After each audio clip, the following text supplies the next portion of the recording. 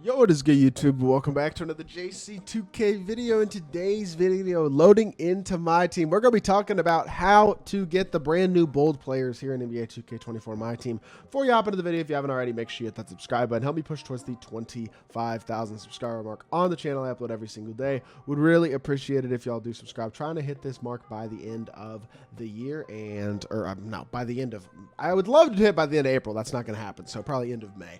And really appreciate it if y'all do subscribe. Without further ado, let's hop right in. Let's talk about how to get all these brand new bold players. So as y'all can see, available via agendas. They are also in packs. We'll just talk about what the packs look like real quick to see what the odds are. 15,000 MT for a bold pack. You can get an equal chance pack.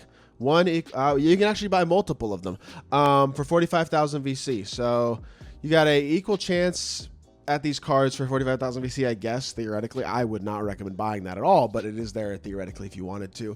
6% chance at an open, less than 2% chance at STEPH, and then 18% chance at a pink diamond. Honestly, not very good odds. The deluxe box, the big boxes have the same odds, and then the base boxes have 3% odds at a pink diamond and less than 2% odds at a galaxy opal. Overall, packs, in my opinion, for these bold for this bold set does not look like they will be worth opening. So if you want these cards, make sure you're just completing these agendas. It says there's 8 agendas to complete to get STEPH. Got to do all 8 to get him. He is the collection reward, and you have 2 weeks to complete these agendas. So 50 rebounds with Pistons players over multiple games for pink diamond Jalen Duren. That's not too hard. That's something you can do in triple threat offline pretty darn easily. 25 steals over multiple single player games. Speaking of triple threat offline, there you go. For pink diamond and Joe OG and Anobi, I understand 25 steals is a lot, but at least you can use like good cards to get it. It doesn't matter who you use. You can use guys with half right stick gripper, half glove, 99 steal, all that type of stuff to help you make this easier. 53 pointers of power forwards in multiple games. Again, this is super easy. Do it offline. I mean, all 3 of these challenge agendas so far can be stacked together in triple threat offline or in whatever offline mode you like to grind in. If you're trying to complete domination, you can work on them in domination. Like whatever you're doing, this is good so far, I think, for offline players and stuff like that. Now, for Galaxy Opal Julius Randle, you got to score 200 points in the paint over multiple multiplayer games. That's not something that my offline friends are going to like very much. But at the same time, I think considering you got modes like Clutch Online, Triple Threat Online, and obviously salary cap, and scoring points in the paint is pretty. It's not even just dunks, dunks, layups, whatever. It'll all qualify. I don't think that's that bad. Now, gonna see what these other agendas look like. But if these agendas are the same as that one, honestly, I have no problems with this. If this is the only like offline agenda, or sorry, the only online agenda, this is a pretty easy agenda. This isn't any win games online or anything like that. It may take a little bit of time. 200 points is not easy. I mean, this grind looks like it's gonna take some time, but it does not look super hard. Is a good thing. 150 dunks over multiple guys. Okay, so definitely gonna take some time, because that's a lot of dunks. Now, that will add up over time, obviously, relatively quickly in online, offline, whatever modes you're playing in general. But, I mean, this is going to take some playtime to complete this STEPH, for sure, at this point. 4-time NBA champion. You got to win 4 games using 10 Warriors players. You can do that in challenges. This agenda won't take, this takes 15 minutes. Just do it in the 3-pointer mid-range challenge or something, and then just complete that with 10 Warriors players in your lineup, 4 ties, and it'll count that. So that's super easy. 53 pointers over multiple triple threat online or online co-op games. That's the other multiplayer agenda. So you got multiplayer points in the paint and TTO 3s. That's going to take some time. Now, this Clutch Offline one, 44 pointers. In Clutch Offline, that's pretty easy. In Clutch Online, that's not easy at all. But overall, I'm going to be honest, this is a pretty time-consuming grind. I know it's a free Dark Matter STEPH, but it's not going to be a easy short grind for this STEPH card at all. I'm being completely honest with y'all. It's not a hard grind in terms of the actual agendas themselves. There's no win online games or anything like that, but in terms of all the different stats that you have to accumulate in different modes, doing some online and some offline stuff, and some pretty big ones, 200 points in the paint, 44 pointers, 150 dunks, like some of those are going to take some time.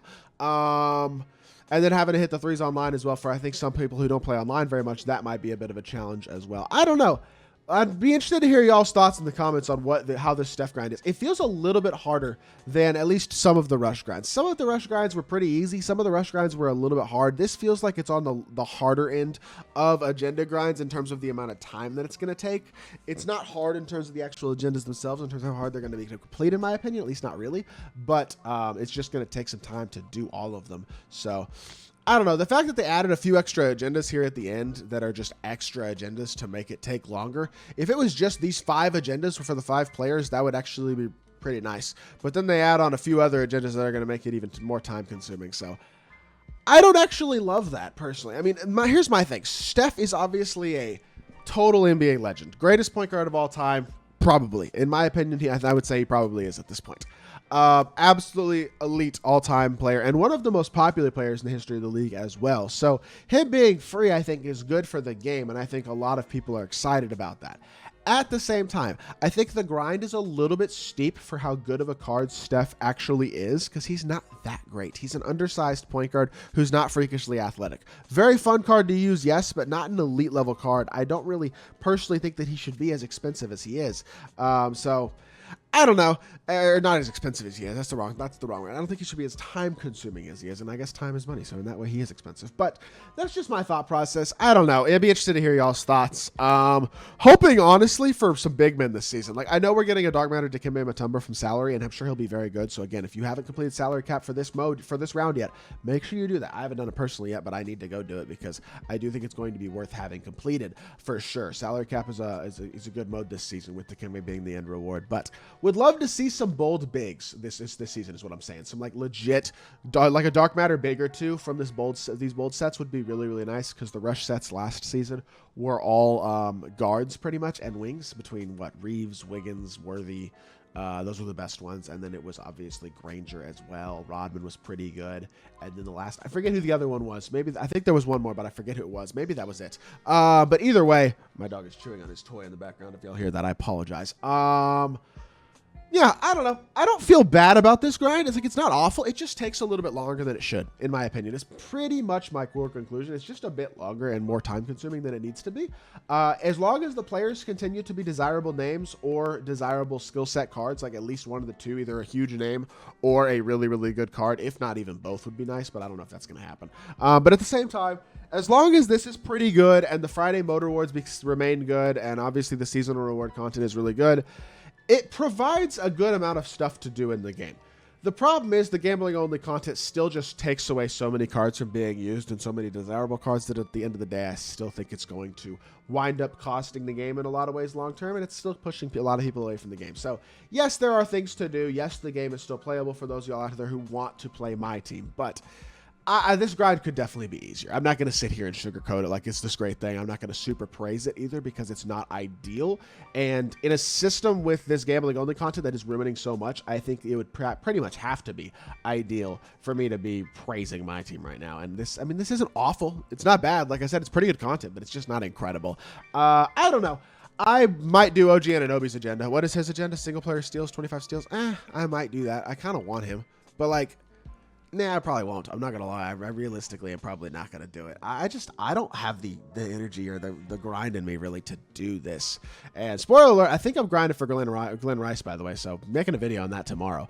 I'll talk about what's going on there. But that's going to call it for this video. I think I rambled for long enough anyway. So I hope y'all did enjoy. If you did, make sure you hit that like button, leave a comment, and subscribe. I'll be back with more 2K content very, very soon. And I appreciate y'all. Peace.